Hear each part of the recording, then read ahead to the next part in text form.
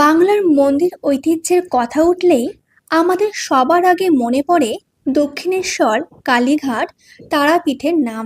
কিন্তু উত্তর চব্বিশ পরগনার ব্যারাকপুর টিটাগড় অঞ্চলে গঙ্গার তীরে বছরের পর বছর মাথা তুলে দাঁড়িয়ে আছে এমন এক অনন্য দেবালয়, যাকে অনেকেই বলেন দ্বিতীয় দক্ষিণেশ্বর। এটাই ব্যারাকপুরের বিখ্যাত অন্নপূর্ণা মন্দির।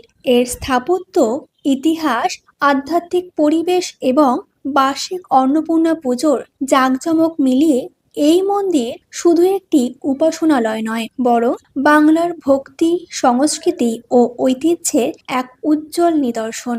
এই মন্দিরে এসে শুধু দেবী দর্শনই নয়, অনুভব করা যায় এক গভীর মাতৃত্বের স্পর্শ, যেন মা নিজেই সন্তানের আহার, আশ্রয় আর আশীর্বাদের দায়িত্ব নিয়েছেন।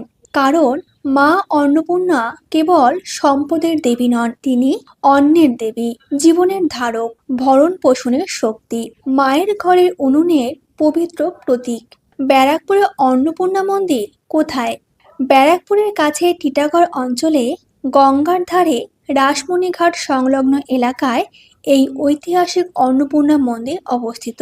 পুরনো নাম চানক বলেও এই অঞ্চল পরিচিত ছিল, তাই অনেকেই মন্দিরটিকে চানক অন্নপূর্ণা মন্দির নামেও চেনেন। গঙ্গার ধারে শান্ত পরিবেশে অবস্থিত হওয়ায় এই মন্দিরে ঢুকলেই এক অন্যরকম পবিত্র অনুভূতি জাগে। ভক্তদের কাছে এটি শুধু স্থানীয় মন্দির নয়, বহুদিন ধরেই এক প্রসিদ্ধ তীর্থস্থান। মন্দিরের ইতিহাস, রানী রাসমণির পরিবারের সঙ্গে যোগ। ব্যারাকপুরে অন্নপূর্ণা মন্দিরের ইতিহাস সরাসরি জড়িয়ে আছে রানী রাসমণির পরিবারে।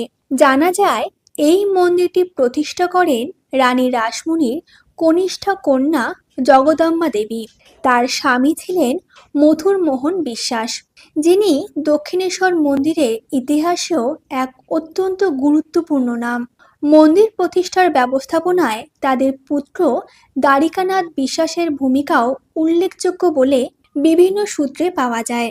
মন্দির প্রতিষ্ঠার তারিখ হিসেবে 12 এপ্রিল 1875 বিশেষভাবে উল্লেখিত। লোকমুখে প্রচলিত আছে দক্ষিণেশ্বরে ভবতারিণী মন্দিরের আদলে এই মন্দির নির্মিত হয়েছিল, তাই অনেকেই একে দক্ষিণেশ্বরের ক্ষুদ্র প্রতিরূপ বা মিনি দক্ষিণেশ্বর বলে থাকেন। এই তুলনা নিছক কল্পনা নয়, স্থাপত্যের ধরন, নদী তীরের আবহ, মন্দির চত্বরের বিন্যাস, সবকিছুতেই সেই ঐতিহ্যের ছাপ মেলে। মন্দিরের স্থাপত্য, নবরত্ন শৈলীর অপূর্ব নিদর্শন। অন্নপূর্ণা মন্দিরটি বাংলা মন্দির স্থাপত্যে নবরত্ন শৈলীতে নির্মিত। 9টি চূড়া বিশিষ্ট এই মন্দির প্রথম দর্শনেই মন কেড়ে নেয়। প্রধান মন্দিরের পাশাপাশি এখানে রয়েছে নাট মন্দির, 2টি নহবতখানা এবং 6টি শিব মন্দির।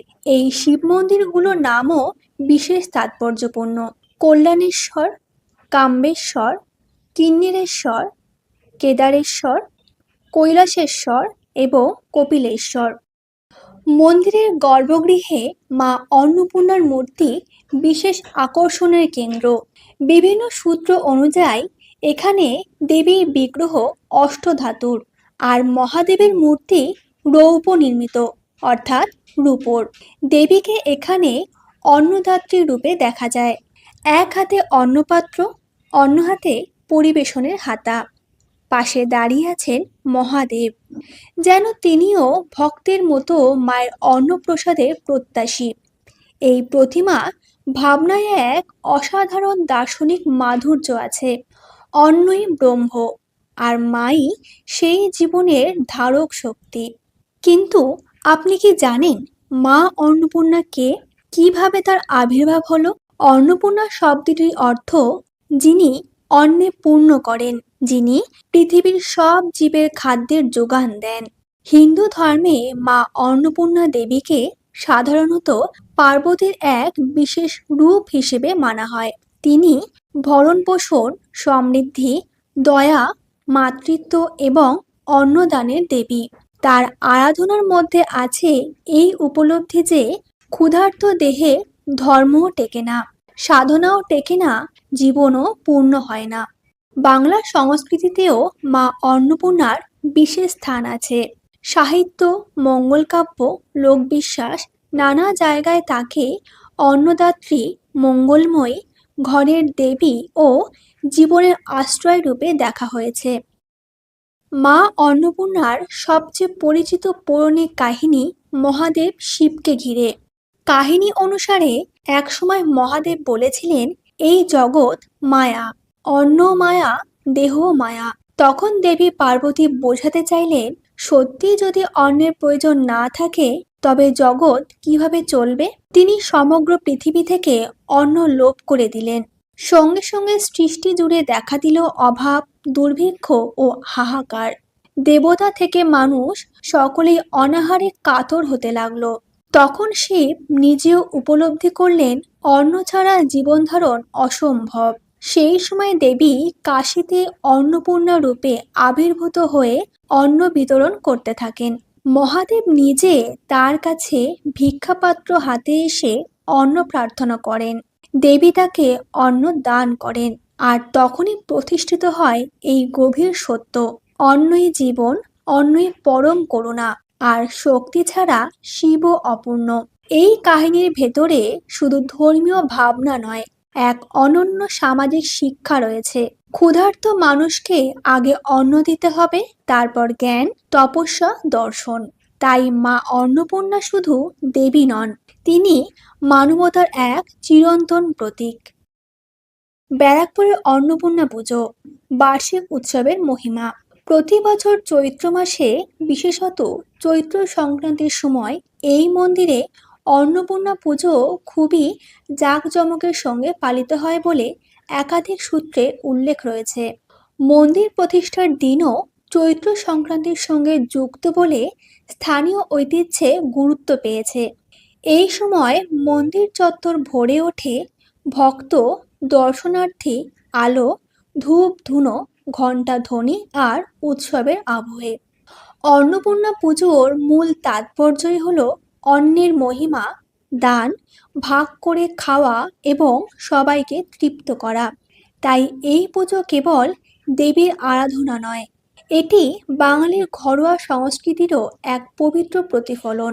বহু পরিবারে এই দিন বিশেষ ভোগ, নিরামিষ রান্না, অন্ন নিবেদন এবং প্রসাদ বিতরণের চল আছে। মন্দিরেও দেবীর উদ্দেশ্যে ভোগ নিবেদন, আরতি, পূজা এবং ভক্ত সমাগমের মাধ্যমে উৎসব পালিত হয়। স্থানীয় মানুষের কাছে এই পুজো শুধু ধর্মীয় অনুষ্ঠান নয়, বরং আবেগ, বিশ্বাস এবং প্রজন্ম থেকে প্রজন্মে বহমান এক সামাজিক ঐতিহ্য। কিন্তু আমাদের ব্যারাকপুরের অন্নপূর্ণা মন্দির কেন এত বিশেষ? ব্যারাকপুরের অন্নপূর্ণা মন্দিরকে বিশেষ করে তোলে কয়েকটি বিষয়। প্রথমত, এর ঐতিহাসিক যোগ আছে রানী রাসমণির পরিবারের সঙ্গে।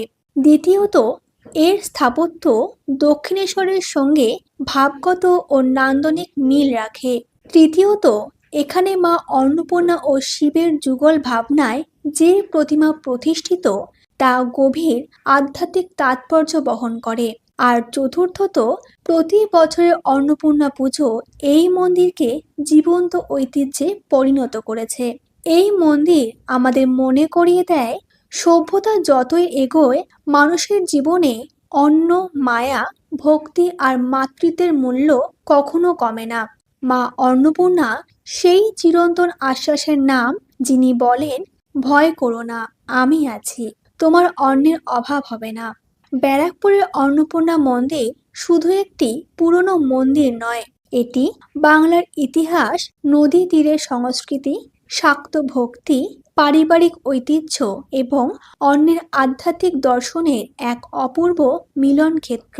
এখানে এলে মনে হয় দেবী শুধু পুজোর আসনে নন, তিনি আছেন ঘরের ভাতের গন্ধে, মায়ের হাতের রান্নায়, ভোগের থালায়, ক্ষুধার্তের মুখে অন্ন তুলে দেওয়ার মহৎ কাজে। প্রতি বছরের অন্নপূর্ণা পুজো তাই শুধু একটি উৎসব নয়, এটি আমাদের মনে করিয়ে দেয় জীবনের সবচেয়ে বড় আশীর্বাদগুলোর একটি হলো অন্ন, আর সেই অন্নের মধ্যে লুকিয়ে আছে দেবীর করুণা। মা অন্নপূর্ণার চরণে একটাই প্রার্থনা, সবার ঘর ভরে উঠুক অন্নে, শান্তিতে, মঙ্গলে ও আশীর্বাদে।